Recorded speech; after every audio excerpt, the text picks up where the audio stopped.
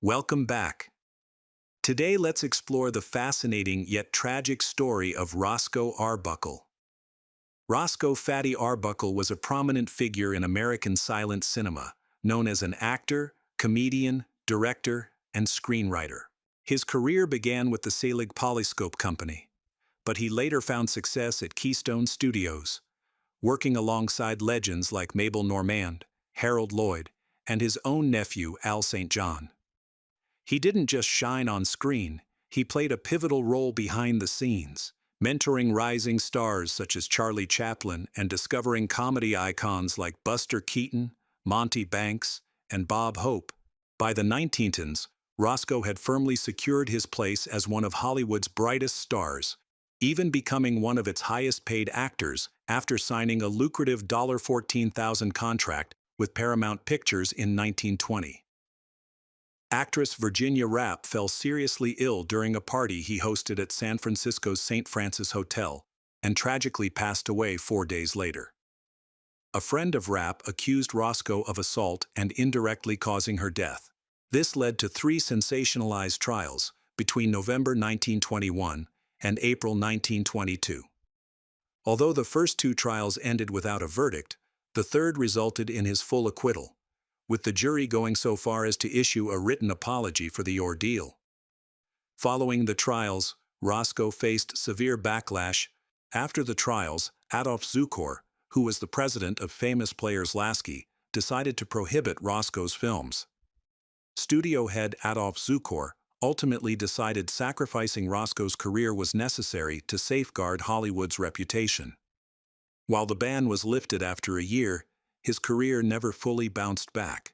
Despite financial support from his friend Buster Keaton, who offered him a cut of his company's profits, Roscoe struggled to regain his former glory. Using the pseudonym William Goodrich, he shifted to directing and made a brief acting comeback in 1932-33 with short comedies for Warner Brothers. Tragically, just as he seemed poised for a revival, signing a feature film deal with Warner Brothers, Roscoe died of a heart attack in 1933 at just 46 years old. Roscoe's story begins in Smith Center, Kansas, where he was born on March 24, 1887. He was one of 9 children born to Mary E. Gordon and William Goodrich Roscoe. His birth, weighing in at over 13 pounds, raised suspicions from his father, who believed Roscoe couldn't be his son given both parents' slight builds. This doubt led him to name his son after Senator Roscoe Conkling, a scandal-ridden figure he despised. His mother's health suffered after his difficult birth, ultimately leading to her death when he was just 11 years old. When Roscoe "Fatty" Arbuckle was almost 2, his family packed up and moved to Santa Ana, California. By the time he was 8, Roscoe joined Frank Bacon's company for a local performance. It was there that he discovered his knack for entertaining. His father, who had always been tough on him, refused to support him. Left to fend for himself, Roscoe worked odd jobs at a hotel. A professional singer noticed him and encouraged him to enter an amateur talent show. It didn't start off great. He initially flopped, but Roscoe's quick wit saved the day. In a burst of comedic genius, he somersaulted into the orchestra pit to avoid being dragged off stage, leaving the audience in stitches. That unexpected moment won him the competition. By 1904, Sid Grauman, a prominent theater owner, invited Roscoe to perform at the Unique Theater in San Francisco. From there, Roscoe joined the Pantages Theater Group, touring up and down the West Coast. In 1906, he became part of a vaudeville troupe led by Leon Errol, performing at venues like Portland's Orpheum Theater. Roscoe quickly rose to prominence as the troupe's headline act. On August 6, 1908, Roscoe tied the knot with Minta Durfee, an actress who became both his life partner and frequent co-star. Roscoe's theater work eventually took him international. As part of the Roscoe Burbank Stock Company, he performed throughout Asia, including stops in China and Japan, before returning to the U.S. in early 1909. That same year, his film journey officially began when he joined the Selig Polyscope Company and appeared in Ben's Kid. Roscoe's time with Selig was inconsistent until 1913, when he briefly worked with Universal Pictures before catching his big break. He became a standout star in Max Sennett's Keystone Cops comedies. Despite his size, Roscoe steered clear of cheap fat jokes. Instead, he blended acrobatic brilliance with a unique comedic style. Roscoe's talents weren't limited to comedy. He was also a skilled singer, so impressive that legendary opera tenor Enrico Caruso once advised him to ditch acting entirely and pursue singing. Max Sennett, reminiscing about their first meeting, marveled at Roscoe's grace. He could effortlessly glide up a staircase, clap his hands, and pull off a backward somersault with the precision of a trained gymnast. Films starring Roscoe were lively, packed with visual jokes and chase sequences. He had a particular fondness for the now iconic pie-in-the-face gag, a staple of silent-era comedy. Roscoe even starred in the first known pie-throwing scene in the 1913 Keystone short A Noise from the Deep, where he teamed up with Mabel Normand. Through his versatility and undeniable charm, Roscoe cemented his legacy as one of the silent era's most gifted comedians. In 1914, Paramount Pictures made an unprecedented offer to Roscoe, Fatty Arbuckle, and Mabel Normand. $1,000 a day, 25% of all profits, and complete creative control to star in their films. By 1918, Roscoe was offered a staggering 3-year, $3 million contract by Paramount. However, by 1916, Roscoe's health began to deteriorate. A severe leg infection developed into a carbuncle, and doctors even considered amputating his leg. Although he ultimately kept his leg, the recovery process left him addicted to morphine. Following his recovery, Roscoe launched his own film company, Comique, alongside Joseph Schenck. Comique produced some of the silent era's most iconic short films, but in 1918, Roscoe handed over his controlling interest to Buster Keaton and accepted Paramount's lucrative $3 million deal to produce up to 18 feature films over 3 years. Despite his professional success, Roscoe disliked his screen nickname, Fatty, which had followed him since childhood. He often reminded people that Fatty was just a character he played, not his real identity. Off-screen, he discouraged anyone from calling him by that name. On September 5, 1921, Roscoe decided to take a break from his demanding film schedule. Despite suffering from second-degree burns on his buttocks due to a recent on-set accident, he drove to San Francisco with friends Lowell Sherman and Fred Fishbach. The trio checked into the St. Francis Hotel, reserving 3 rooms. Roscoe and Fishbach shared room 1219, Sherman stayed in 1221, and room 1220 was set aside as a party suite. Several women joined the gathering, including 26-year-old aspiring actress Virginia Rappe.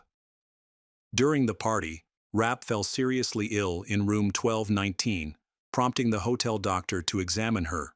He attributed her symptoms to intoxication and administered morphine to calm her. During her stay, Maud Delmont, a companion at the party, accused Roscoe of raping her. However, the doctor who examined Rappe found no evidence of sexual assault. Tragically, Rappe died the next day from a ruptured bladder. It was later revealed that she suffered from chronic urinary tract infections, which alcohol exacerbated, and she had a habit of tearing at her clothes during episodes of severe pain.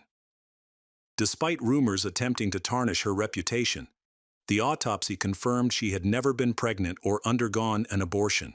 Delmont's accusations escalated when she told police that Roscoe's weight caused Rappe's bladder to rupture. Witnesses, however, testified that Roscoe had simply used the ice to soothe Rappe's abdominal pain.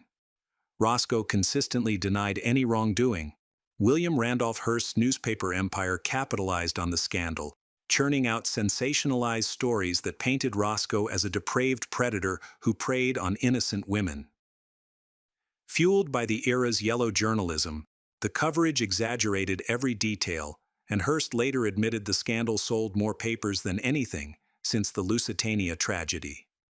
Meanwhile, morality groups demanded Roscoe face the death penalty. The fallout was wrecking not only Roscoe's career, but also his personal life. Those who knew Roscoe described him as a kind man who was notably reserved around women. Some even called him the most virtuous man in Hollywood. Despite this, studio executives, eager to avoid bad press, instructed Roscoe's friends and colleagues to remain silent publicly.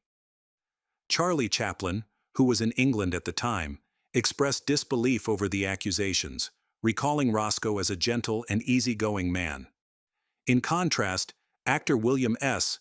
Hart, who had no personal connection to Roscoe, made damaging public remarks assuming his guilt.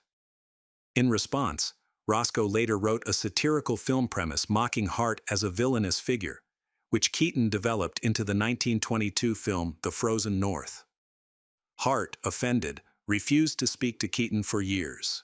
San Francisco District Attorney Matthew Brady, an ambitious man with gubernatorial aspirations, publicly declared Roscoe's guilt and coerced witnesses into providing false testimony. However, the defense produced a letter from Delmont revealing her extortion plot. Another witness, Zay Previn, testified that Rapp had told her on her deathbed that Roscoe had hurt her. Despite this, the judge found no evidence of rape, but ruled that Roscoe could be charged with first-degree murder. Roscoe was arrested on September 17, 1921, and arraigned for manslaughter. After spending nearly 3 weeks in jail, he was released on bail. His trial began on November 14, 1921, in San Francisco. Roscoe hired Gavin McNabb, a skilled local attorney, to lead his defense. The primary witness for the prosecution was Previn. At the start of the trial, Roscoe assured his estranged wife Minta Durfee of his innocence. Believing him, she attended court regularly to show her support. However, public sentiment was so hostile that Durfee was even shot at while entering the courthouse. During the trial, the prosecution called several witnesses. Among them was Betty Campbell, a model who attended the party. She claimed to have seen Roscoe smiling just hours after the assault. Grace Halston, a nurse, suggested it was likely Roscoe had raped Virginia Rapp and caused bruises on her body. Dr. Edward Heinrich, a criminologist, stated that fingerprints on the hallway door indicated Rapp had tried to escape but was stopped by Roscoe. Additionally, Dr. Arthur Beardsley, the hotel doctor, testified that Rapp's bladder appeared to have been damaged by some external force. However, during cross-examination, Campbell admitted that the prosecutor, Brady, had threatened her with perjury charges if she didn't testify against Roscoe. Dr. Heinrich's fingerprint evidence was discredited when a hotel maid testified she had thoroughly cleaned the room before the investigation, making it unlikely any fingerprints remained. Beardsley conceded that Rapp never mentioned being assaulted during her treatment. Nurse Halston also admitted that Rapp's bladder rupture could have been caused by a pre-existing condition, such as cancer, and that her bruises might have been from the heavy jewelry she wore that evening. On November 28, Roscoe appeared in court to testify as the last witness for the defense. His testimony was straightforward and composed, even under intense questioning.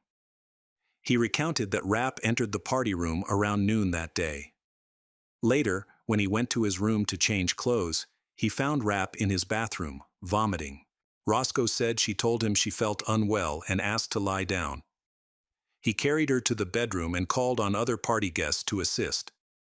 When they returned to check on her, they found Rapp on the floor, tearing at her clothes and convulsing. To calm her, they placed her in a tub of cool water. Eventually, Roscoe and another guest moved her to room 1227 and called the hotel manager. At the time, everyone, including the hotel doctors, assumed Rapp was simply intoxicated and would recover after resting. Roscoe then left to drive his acquaintance, May Taub, into town. Throughout the trial, the prosecution leaned on medical evidence to argue Rapp had been suffering from an illness. Roscoe maintained he had no knowledge of any such condition. During cross-examination, Assistant Leo Friedman aggressively accused Roscoe of deliberately avoiding calling a doctor. Roscoe remained calm and firmly denied ever harming or assaulting Rapp.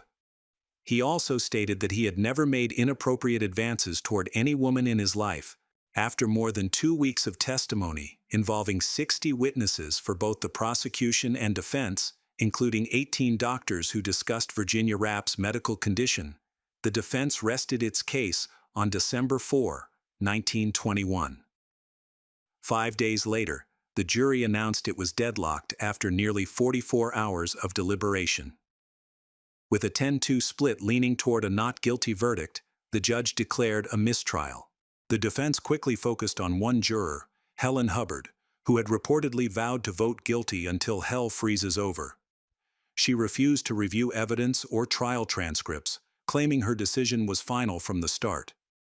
While Hubbard became the center of media attention, some other jurors admitted they believed Roscoe was guilty. During deliberations, a few initially sided with Hubbard, but later changed their votes, leaving only Thomas Kilkenny to stand with her. The second trial began on January 11, 1922, with a new jury, but the same legal teams and judge. The evidence was largely the same, though one witness, Zay Previn, testified that Prosecutor Brady had pressured her to lie during the first trial. Another witness, Jesse Norgard, a former Culver Studio security guard, claimed Roscoe had once offered him money for the key to Rapp's dressing room. However, during cross-examination, Norgard's credibility crumbled. It was revealed he was an ex-convict facing charges for sexually assaulting a child and was hoping for a lighter sentence in exchange for his testimony. The second trial also delved into Rapp's personal life, detailing her history of heavy drinking and alleged promiscuity. Key evidence from the first trial was discredited, including testimony about Roscoe's fingerprints on the hotel bedroom door. Heinrich, the expert who had initially supported the fingerprint claim, backtracked and admitted the evidence was likely fabricated. Confident in their case, Roscoe's defense team chose not to have him testify. However, some jurors interpreted Roscoe's silence as a sign of guilt. After 5 days of deliberation spanning more than 40 hours, the jury once again deadlocked, this time with a 10-2 majority favoring conviction. On February 3, 1922, the judge declared another mistrial. By the time Roscoe faced his third trial, his career had been shattered. His films were banned, and for 7 months, newspapers were flooded with lurid tales of Hollywood scandals, orgies, murders, and moral corruption. Meanwhile, Maud Delmont, the woman who initially accused Roscoe, was traveling the country, branding herself as the woman who signed the murder charge against Roscoe, and giving lectures about the supposed depravity of Hollywood. The third trial began on March 13, 1922, and this time Roscoe's defense team wasn't taking any risks. Led by Gavin McNabb, the defense adopted a bold strategy, thoroughly dismantling the prosecution's case. McNabb conducted rigorous cross-examinations of every witness, exposing inconsistencies. He also introduced evidence about Virginia Rapp's troubled past and medical issues, which cast further doubt on the accusations. The prosecution suffered another blow when a key witness, Fred Fishback, fled the country and couldn't testify. As in the previous trials, Roscoe himself took the stand as the final witness. He passionately denied the accusations, offering his version of the events at the ill-fated party. His testimony was heartfelt and unwavering. It was rumored that Buster Keaton, a close friend of Roscoe, attended the trial and provided evidence that helped clear his name. Delmont, on the other hand, was revealed to have a history of involvement in prostitution and extortion, further discrediting her claims. The jury began deliberating on April 12, and it took them only 6 minutes to reach a unanimous decision. Not guilty. Remarkably, 5 of those minutes were spent drafting a formal apology to Roscoe for the ordeal he had endured. In their statement, the jury declared that not only was Roscoe innocent, but he had been the victim of a grave injustice. They praised his honesty on the stand. They described the incident at the hotel as an unfortunate accident for which Roscoe bore no responsibility. The jury expressed hope that the public would accept their verdict and restore Roscoe's reputation. After the verdict was read, The jury foreman personally handed the written apology to Roscoe, who cherished it for the rest of his life. In a rare and touching gesture, every member of the jury, along with the alternates, approached Roscoe to shake his hand or embrace him, offering personal apologies. They even posed for photographs with him, a striking moment in legal history. Later, some experts speculated that Rapp's bladder rupture might have been caused by an abortion she had undergone shortly before the party. Unfortunately, her organs had been destroyed during the investigation, making it impossible to confirm this theory.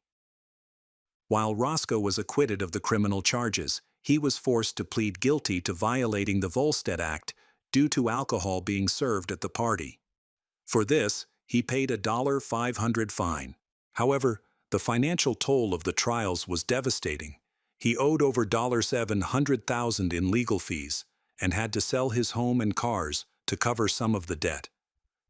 Although Roscoe was legally exonerated, the damage to his career and reputation was immense. The case remains one of the most infamous scandals in Hollywood history, a cautionary tale of how fame and public opinion can turn on a dime. The scandal and subsequent trials severely tarnished Roscoe "Fatty" Arbuckle's public image. Despite being acquitted and receiving an official apology, his reputation never fully recovered.